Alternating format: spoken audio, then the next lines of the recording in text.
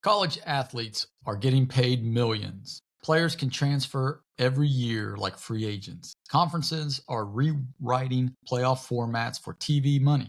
And somehow we're still calling this amateur sports. Fans don't recognize rosters anymore. Coaches are rebuilding teams every offseason, and now the college football playoff and even March Madness might expand. Not because the games need it, but because money does. So here's the real question.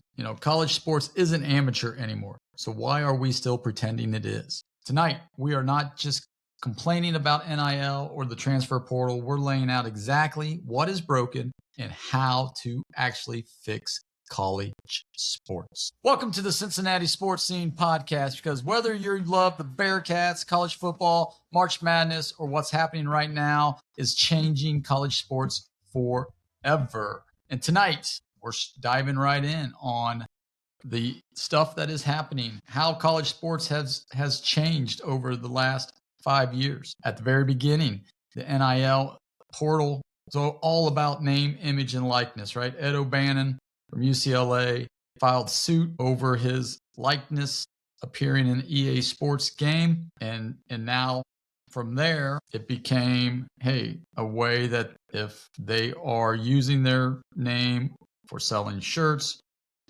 whatever, video games, and then they would be able to get some portion of that.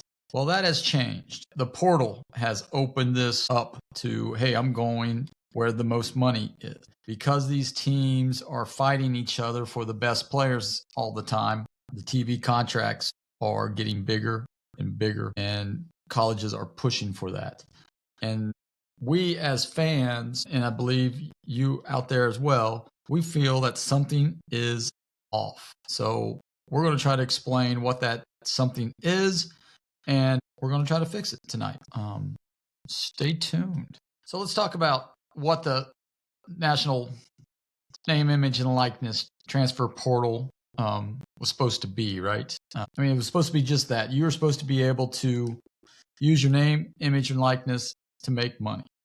The kids were supposed to be able to, if they wanted to post on Instagram that they're kicking field goals and they are in their Florida State jersey, they are allowed to promote that and have kids come out and go to a kicking camp, right?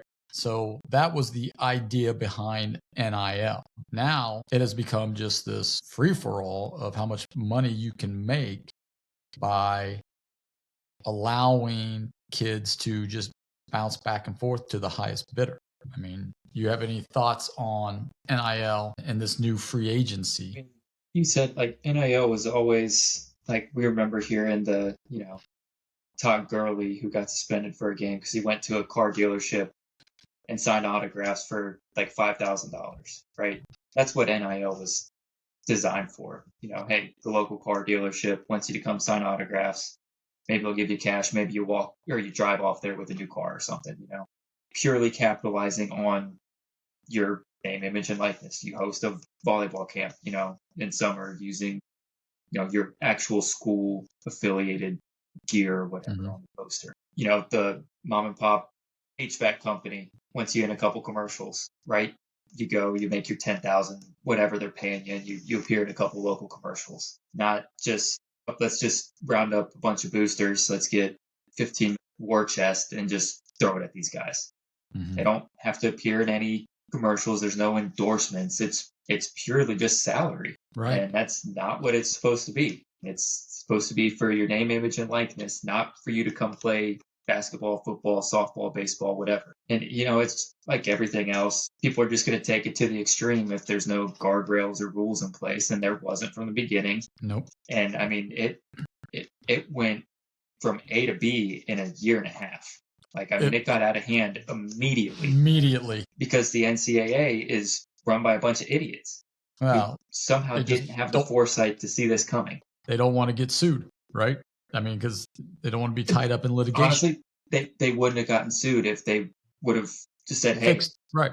The schools, there's no NIL collectives. You don't have any of this. There's no agents, right? That's because the agents are what really drive all of this, right? And the bad actors and, the uncle that you didn't even know you had.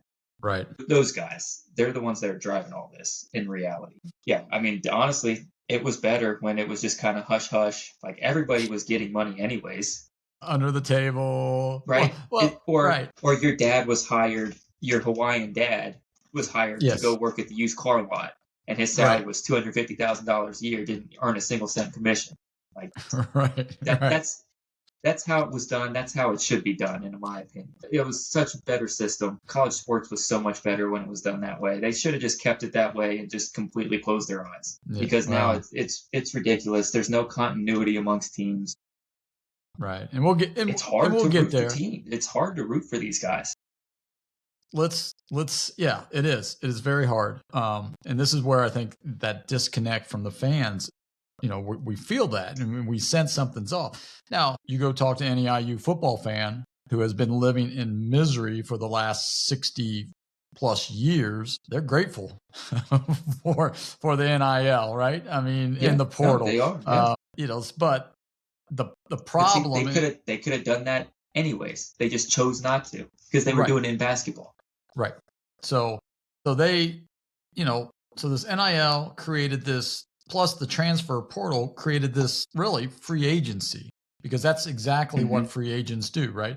They got their agents. I'm looking at you, Scott Boras, for baseball. You aren't letting your guys sign early because you want them to get the biggest bang for their buck, which is fine. That's your job, is to make them. But, as fans and even as those players, sometimes signing these bigger contracts, it doesn't work out. It doesn't work out for the franchise. It doesn't work out for the player. The player might be miserable because the fans' expectations are you're signed for, case in point, Joey Votto.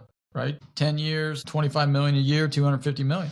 And he led the league in on-base percentage. That's not what the fans around here wanted. They wanted him to be driving in all those runs, not taking walks. And Votto was ahead of his time with the analytics and stuff like that. But I had that feeling. I was mad at Joey Votto for not driving in. We're paying you all that kind of money to walk? No, we're paying you that money to drive in that guy who's on second base. So I guess my question now to you is this: are athletes employees right now, as it stands, the portal and NIL? Are athletes employees? Well, legally still no, but functionally, yes, they're employees. Okay.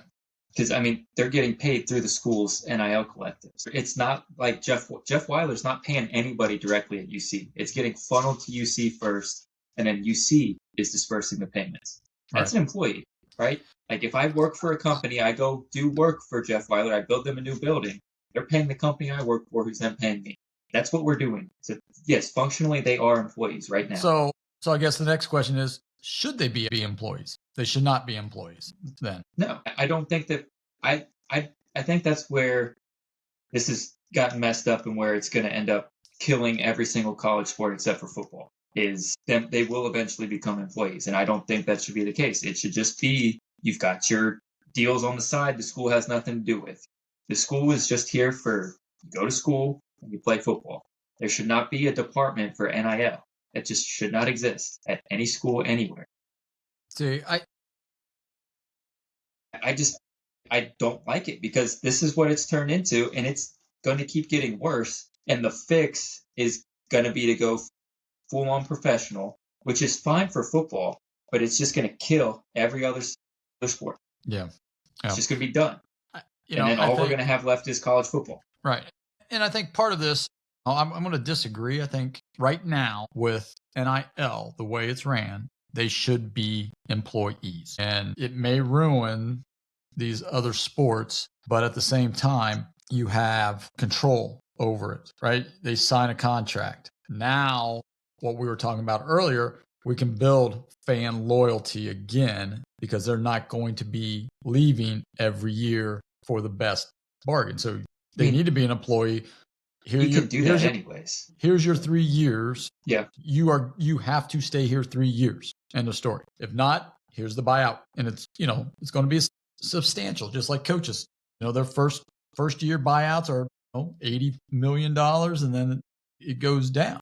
But I think that's where, if nothing changes, they need to become employees because, like you said, the school is paying them. So they need to become employees. And then we can put regulations, and then there's labor laws and everything else, that collective bargaining and all that stuff that they have to abide by. So, But they could definitely do it. And I mean, it would fix some of the problems we're having, but it doesn't fix it completely, I guess, is my argument against right. And I probably would agree with that as well. But coming up later in the show, we'll tell you exactly how we're going to fix this. But, NIL's chaos is not actually the biggest power shift happening right now in college sports, right? It's the CFP expansion and the TV power grab.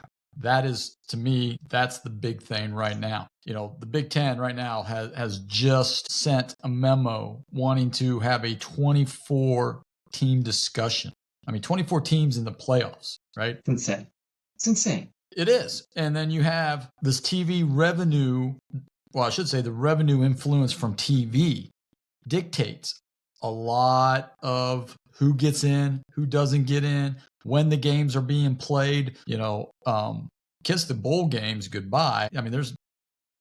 It's gone. Yeah. But then it becomes this SEC versus the Big Ten dynamics, because eventually it's those two teams that are driving this bus, and they're eventually going to merge into this big super league. And if we're paying these kids NFL type of money, we should structure it sort of like the NFL, how they do their playoffs and how they do all this kind of stuff. Thoughts on expansion, TV power grab? It's stupid. There's not 24 teams that are deserving ever in any season in history are deserving to play for a chance at a national championship. This year we had 12 teams, and there wasn't 12 teams that were deserving. There wasn't. There was maybe 7 or 8, and realistically of those, there was only 2 or 3 that even had a chance at winning the title. But here's the thing. Here's the difference, right? I agree with that statement that there's only maybe every year 5 teams that are capable of winning the national championship. But what the SEC and the Big Ten are arguing is, but I have 10 teams that are capable of making the college playoff.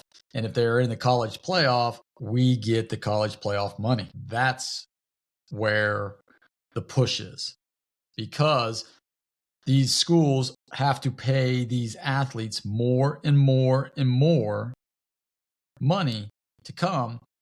They need more and more money. So they're pushing for bigger expansion. Bigger expansion means more games. More games means more money from the TV revenue. And ESPN is just going to throw it out there to them. Yeah. No, you're right. They will. So, that is what is happening right now. So I guess my question with this, does having more playoff games, is that better for fans, or having more playoff games really just kills the regular season? It's both, I guess. Oh, no, you got to pick one. Pick one. Okay, pick one up. Which one? It's better for fans just because it keeps, because I saw that proposal earlier, and, Iowa would have gotten in this year, right, at 8-4. That's great for Iowa fans. Mm-hmm. That is absolutely terrible for the rest of the country to have to watch Iowa play in a playoff game. It's just brutal. Honestly, if they were undefeated, it should be illegal for them to be in the college football playoff. But it's great for those fan bases that are always around that 8-4, 9-3 mark.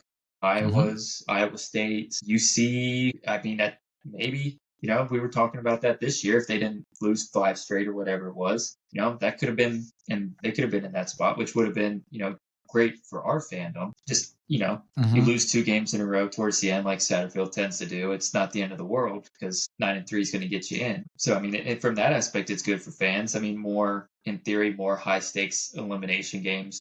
It's always going to be, people are going to watch that. People watch elimination games. But I don't know. I think it devalues the regular season for sure. It's all based off of ratings. Ratings drive the dollars, and people are going to watch because it's a playoff. You just throw the word playoff on anything, people watch it. Right. So. People, yeah. So, I agree with your statements. If I were to take the other side, as it kills the regular season, you're not going to, I think a lot of this is going to try to muster how they do their scheduling.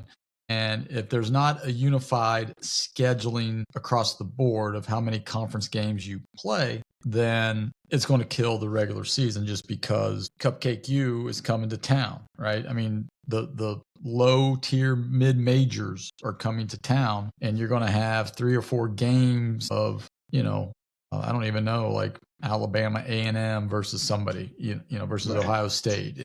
And then you might have College of Wooster, something like that. And you're not going to get those big marquee games if there's not a uniform system in place. And that's something that we'll talk about in our Fix It segment. But, it's frustrating.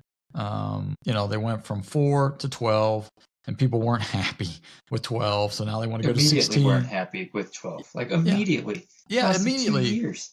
Right. And because I thought 12 was too high to begin with. I thought 8 was the perfect number for it. Mm-hmm. But skip right to 12, and now they're already looking to double it. I mean, it's right.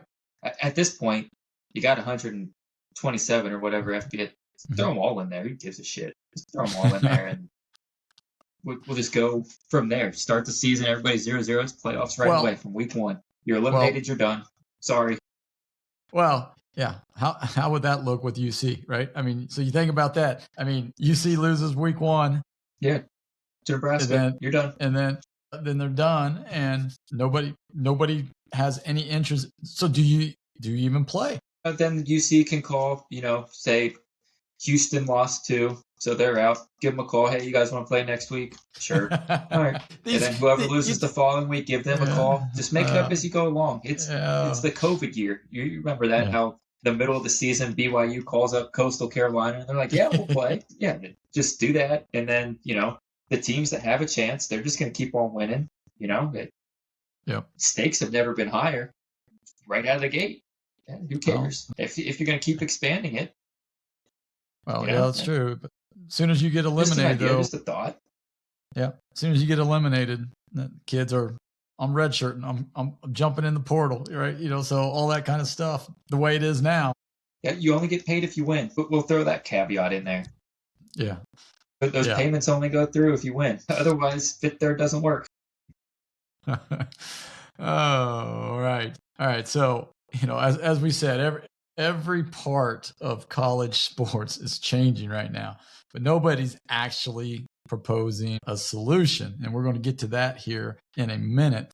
But before we do, we need to, we're talking about the expansion of football, but March Madness, the tournament that everybody loves. They're starting, there's rumors out there that these coaches and people, there's getting some steam that they want to go to 128 teams. So to add another weekend, from 64 to 128. I'm just dumbfounded when I hear that, because the tournament already works. And I understand that they went from 32 back in the day to 64, right? And that was the perfect number. I'm sorry, that was the perfect number.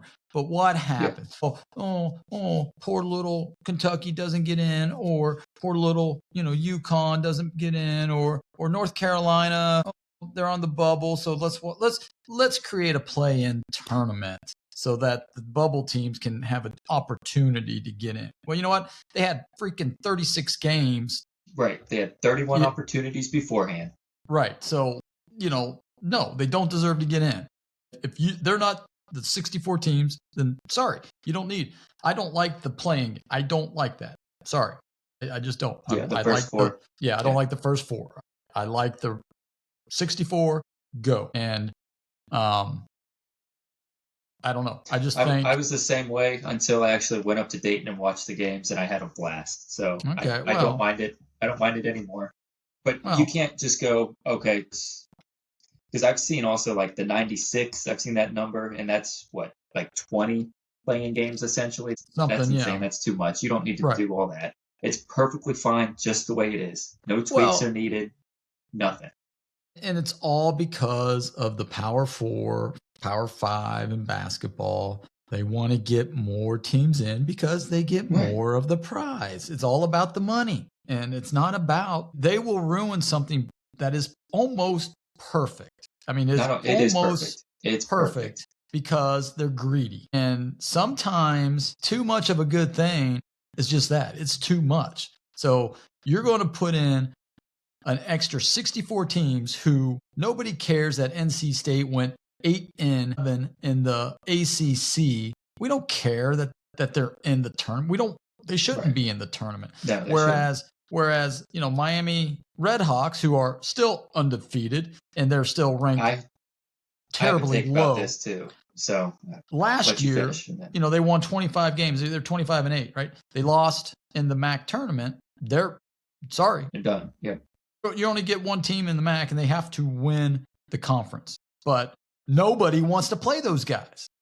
The big boys don't want to play those MAC schools or the Atlantic 10 schools or the Mountain West schools, because if they lose, it looks bad on them. But yet they're okay with a sub 500 team getting into the playoffs, to the tournament.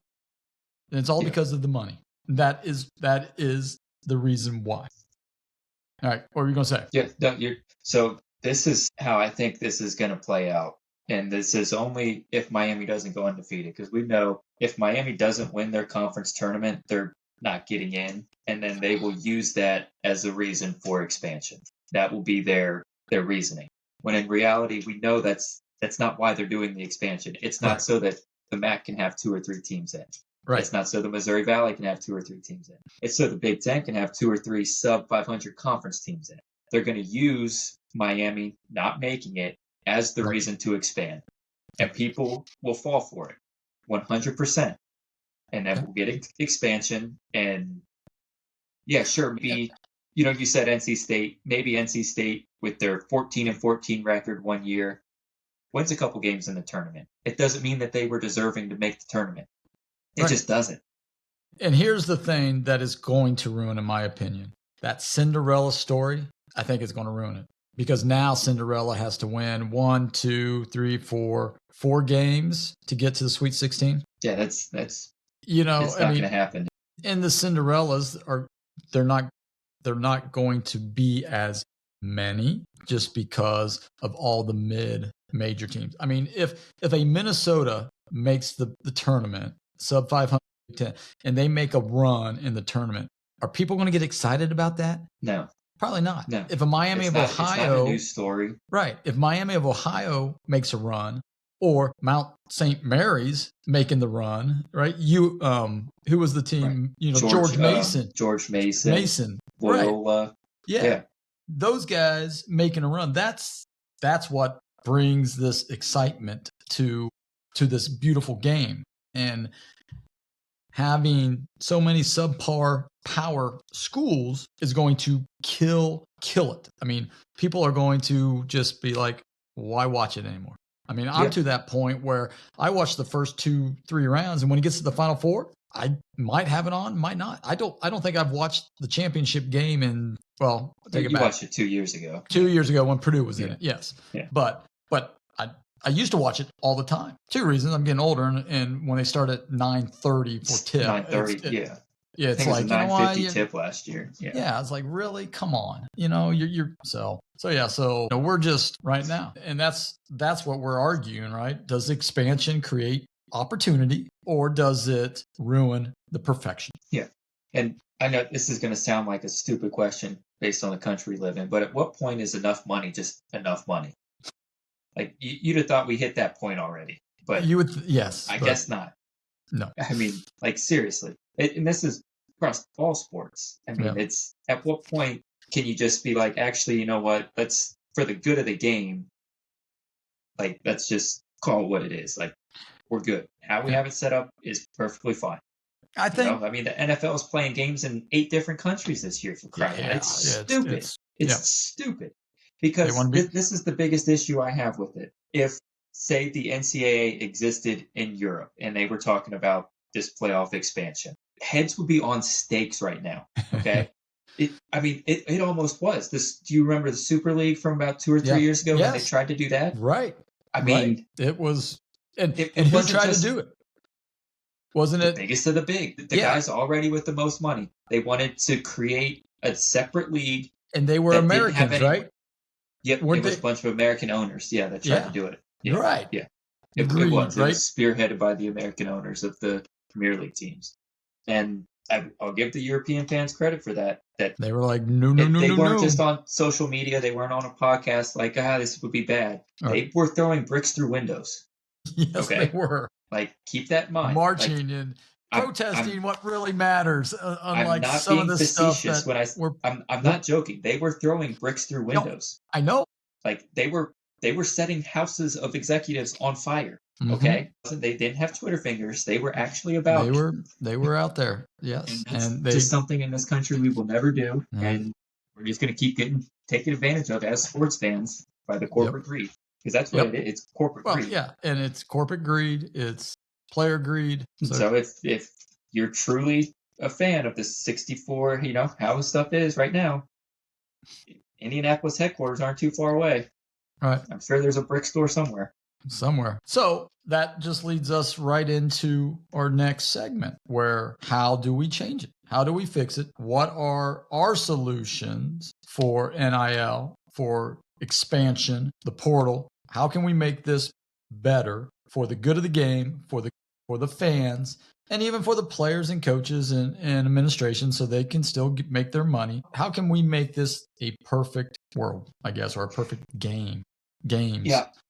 I mean, I think I've mentioned it. I know I've mentioned it to you. I think I mentioned it on the podcast, how you just kind of take football and have it its own thing. I think I mentioned that on the podcast. Right. How I think it was, what did I say, 8 leagues of 10 teams or something like that. Yeah, go ahead and just reevaluate that or revisit. So I'm going to expand on that and take it to all sports. Each sport is kind of its own thing under the NCAA umbrella. So like right now, every school, they're all in the same conference. Conferences are uniform across the sports that they're in for the most part. There's some exceptions, there's some SEC schools for wrestling that are in the Big 12 or whatever, whatever. Hockey's the big one. Hockey's the big one. There's a lot of teams that are not. But minus that, the main sports, the conferences are the same.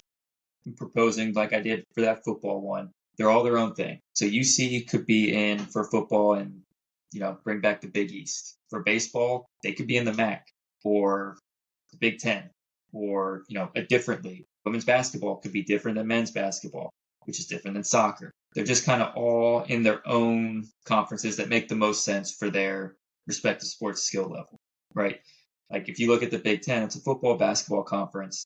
Baseball, like they've all got programs, but nobody takes any of them seriously.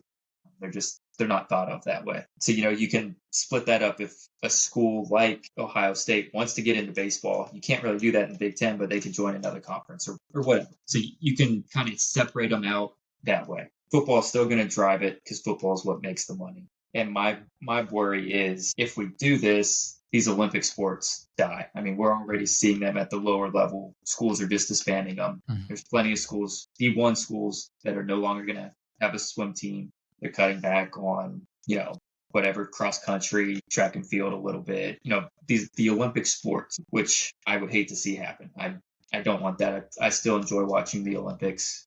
Watching the Olympics now is kind of what made me think of this. For as much as Americans love to boast about our athletic dominance, it's because of these Olympic programs at colleges that are sponsored because of the football money.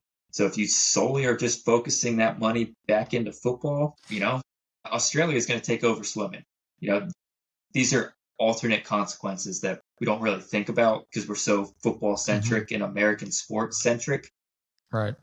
These Olympic programs will eventually die off and we'll lose our dominance there. Right. I do like the fact that, the 8, especially football, basketball, the 8 league, 10 team conferences. My thing is if you allow these sub teams to, do what's best for their interest, hopping to a different conference or getting like teams, as a fan of that school, and when I grew up, we had natural rivalries, right? You had your natural rivalries. So IU, Purdue, Michigan, Ohio State. What happens if Michigan says, you know what, I'm going to go play in the SEC and then the baseball, and Ohio State says, well, I'm going to go to the Big 12 and play there. They may never play each other, right? So, to me as a fan, I like the concept, but I think rivalries are going to die. And I mean, just that heated rivalry because, hey, we don't play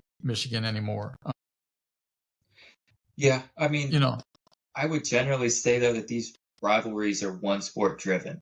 Like, yeah, there's still some like Ohio State plays Michigan in basketball. Yeah, there's still some animosity, but for it's the not most part, right. It's not they the don't care. IU Purdue playing football. I mean, yeah, there's animosity, there's bragging rights. Not like basketball though. They don't. no, not like basketball Duke, North because Carolina playing football. Nobody cares. Nobody cares. Duke doesn't even know they have a football team half the time. They just they're so one sport driven. These rivalries are. I don't think that matters too much. And I was more thinking that for these smaller sports, it would force them to regionalize again, right? okay, yeah, Because Michigan's not going down to play a conference game in baseball at LSU on a Tuesday, third or whatever. You know, they're right, just. I know baseball conferences are on weekends, but still, they're not doing that. right. So that allows them to regionalize. Women's soccer can regionalize. Volleyball can regionalize. Okay, And so it's more.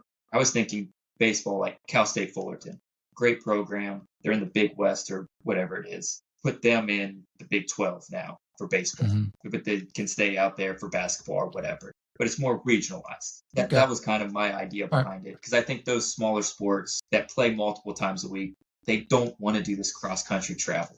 No, and it's They don't. I mean, Mick Cronin's. I mean, I think Yeah. he might just straight up quit if he has to do that change again, the right? time zones again. I mean, goodness, Right. that dude was ornery before. Oh my gosh. Well, yeah. So that's one way to fix college sports is go back to that regionalized rivalry. That helps the fans right. too, especially Right, with the it does. player turnover.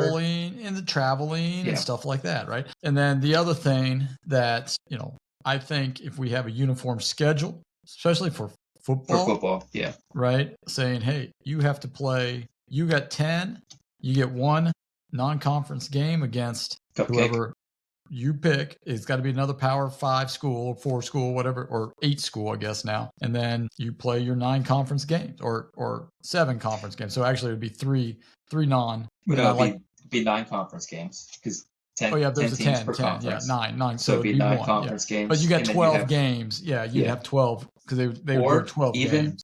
They could go 10 games, expanded playoff. Because, I mean, if you go 24 teams with a 12 game, the winner is going to be playing 19 games. Right. That's more than the pros play if you're the 1 seed. Yeah. They're only playing 18. Or, no, I guess they are playing 19 with they the are playing 19, yeah. regular season game. But then if they are playing that same schedule, then why the NFL has them wait until they're juniors to be drafted, right? I mean, if they're playing the same exact schedule, 19 games. But yeah, so yeah, uniform. And I like the fact that, the cross, sort of like what the NFL does. If you were a 1, you play the 1 schedule. If you're a 2, you play the 2, 3, all the way down. That's who your opponent is for your, and then you can still have your rivalry games, your Michigan, Ohio States, Yeah, because I mean, they're going to be in the same conference. Right, exactly. You're not splitting up Michigan, Ohio State. No, you're not. You're not. You're just not. Texas, Oklahoma. You're not splitting these guys up. So then what about some NIL rules? How are we going to fix NIL? So how are we going to tie that in? I still want it out of the school's hands. I don't think that's ever going to happen. I actually think the schools will end up facilitating even more control over it. So I'm going to analyze it down that route. Schools take it over fully. I mean, you're going to have to set up full-on NIL departments. I know a lot of teams and schools already have GMs and, NIL divisions. I mean, you're going to have full-on front offices with scouts. I mean, you're going full-on professional. This would be for football, basketball, some baseball schools, maybe some volleyball. I know a lot of people really love volleyball, especially in the Midwest. So even volleyball programs would be in softball programs. Yeah. I mean, when you have track and field. I mean, really, all big of them. name. Swimming maybe not so much unless you're an Ivy League school, but whatever the case may be. I mean, you're going to see full-on front offices, and I think you'll see, if it goes this route, you'll see more youth development, almost similar to the youth academies that Europe does. So they'll have kind of, instead of guys going to 5 different high schools, you're in kind of a youth program. I think that's a route that should be explored. Yeah, I mean, and then I would you got to get a salary cap. I don't know what the number is. I don't know, 10%, say each school, new TV deal, each school is getting $100 million. I mean, 10 million is a low number for a salary cap. Right. I don't know, whatever it is. We'll call it $25 million is what you get to spend on the football program. Well, because right now it's $20 million across the board, though. Across you get $20 million for all your sports. Right. So you can choose. I'm saying set each sport with a cap limit, not just a broad university term. Okay. Because that levels the playing field too, right?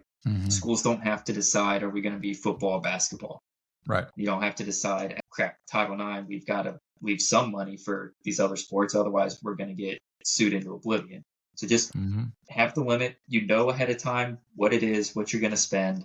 There's no complaints of, hey, we need more money or whatnot. It's based off your TV deals. And I think the networks are going to have to come to the table too for TV deals for the smaller sports, for the soccers, for the softballs, baseballs, track and fields. That way there's money there for them as well. Because if they don't, the money's just going to be for football. And like I said, the Olympic sports are going to go bye-bye. Right.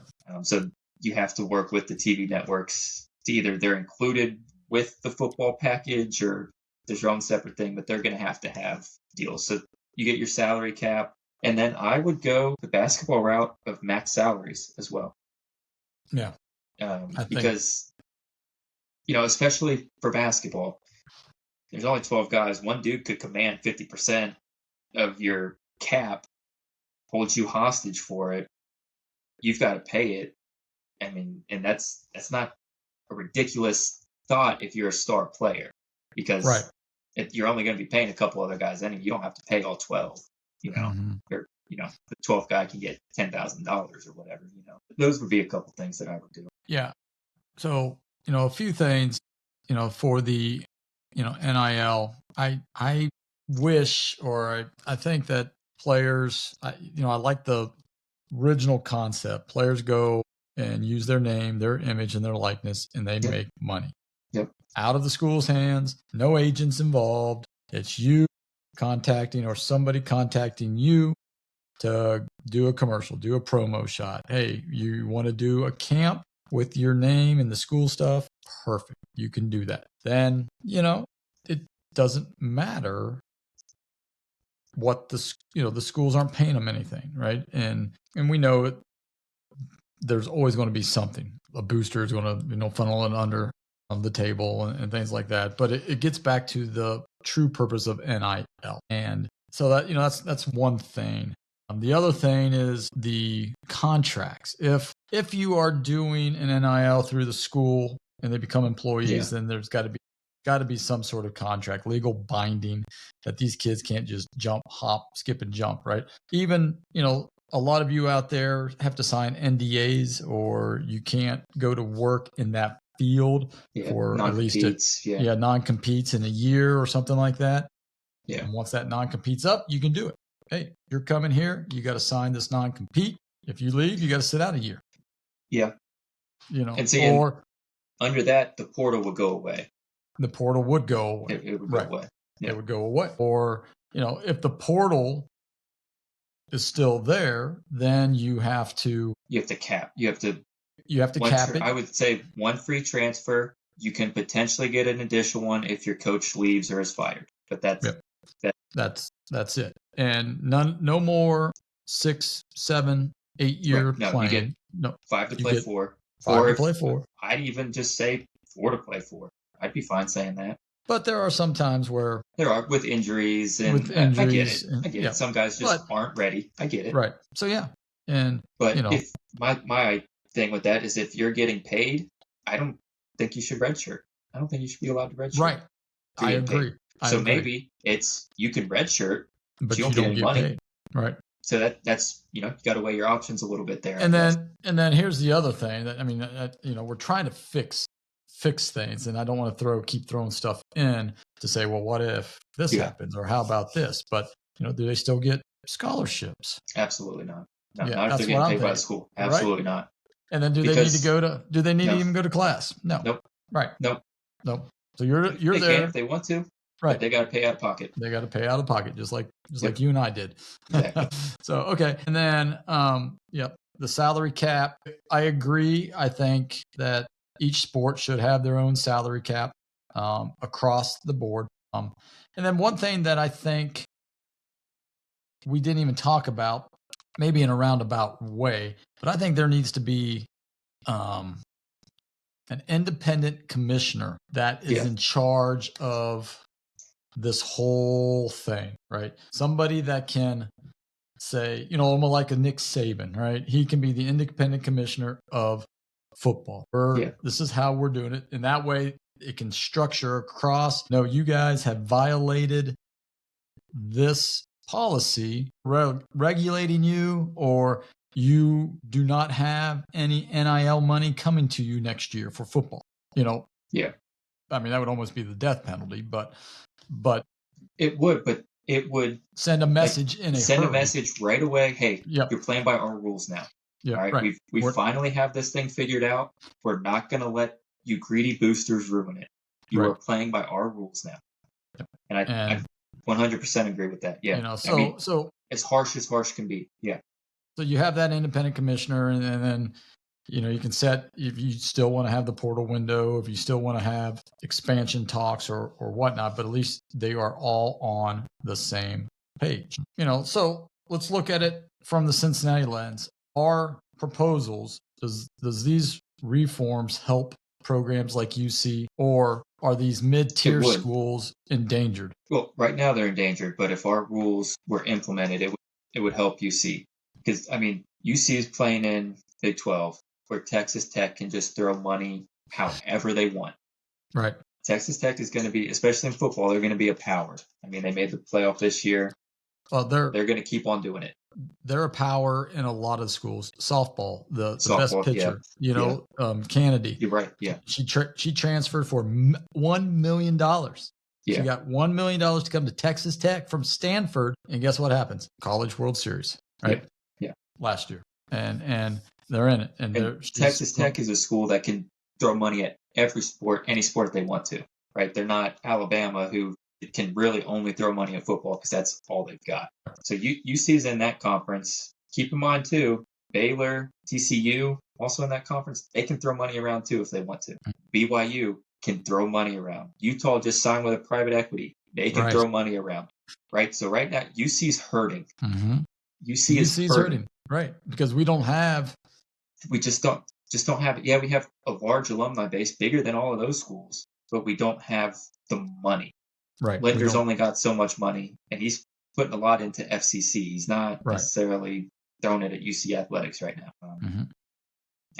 Jeff Weiler's one of the biggest NIL guys that UC has right now, and he's nothing compared to these other guys. Nothing. So it would 100% help UC across the board because it caps what the big spenders can spend. And I think we'll see more parity across all sports.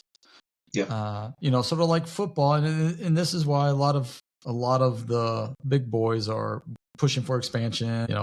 Pushing this, pushing that. They say they don't like this. What they don't like is the fact that other schools like a Texas Tech or a BYU or an IU crashes. They don't want the new money. Yeah, they don't want the new money. Right. They don't want the new money. They want that old money. They want it. They don't want the new money. And so I agree. I think it would help these mid-majors, mid-tier power conference. Right. And they still have to win. They still have to go out and win. They still have to win. Yeah.